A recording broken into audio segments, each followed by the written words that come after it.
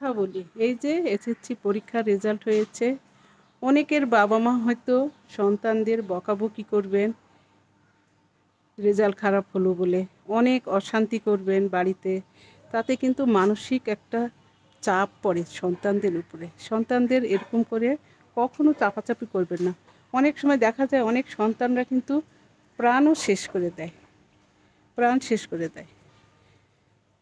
তো বাগানে হাঁটতে হাঁটতে একটু করে বিকালে রোদ বের হয়েছে, হাঁটতে হাঁটতে কথাগুলো মনে হলো, সবাই কিন্তু ডাক্তার ইঞ্জিনিয়ার হবে না, সবাই কিন্তু বড় বড় অফিসার হবে না।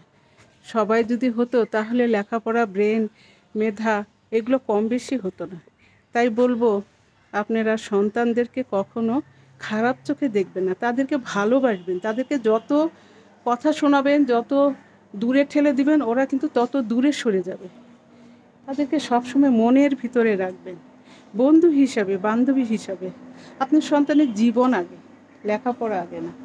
তাই বলবো, সবাইকে আপনারা সুন্দরভাবে ভালোবেসে সামনের দিকে নিয়ে যাওয়ার চেষ্টা করবেন।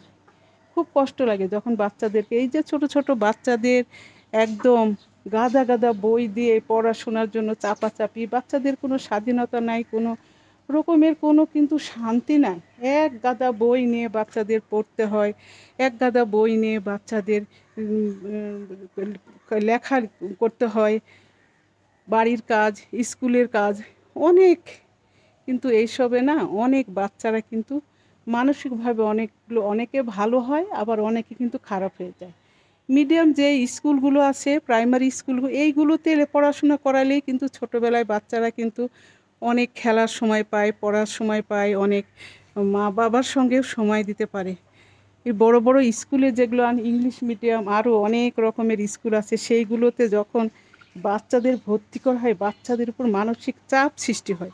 কোচিংয়ের পড়া, বাড়ির পড়া একদম বাচ্চাদের নাজেহাল করে দেওয়া হয়। তো যাই হোক, কথাগুলো বললাম, সবাই সবার সন্তানদের প্রতি খেয়াল রাখবেন। সন্তানরা যেন মনঃক্ষুণ্ণ না হয়, রেজাল্ট খারাপ হয়েছে বলে তাদের সঙ্গে কখনো খারাপ ব্যবহার করবেন না। কারণ সবাই কিন্তু ডাক্তার ইঞ্জিনিয়ার হবে না। আপনার সন্তানের মায়া আপনাকেই করতে হবে।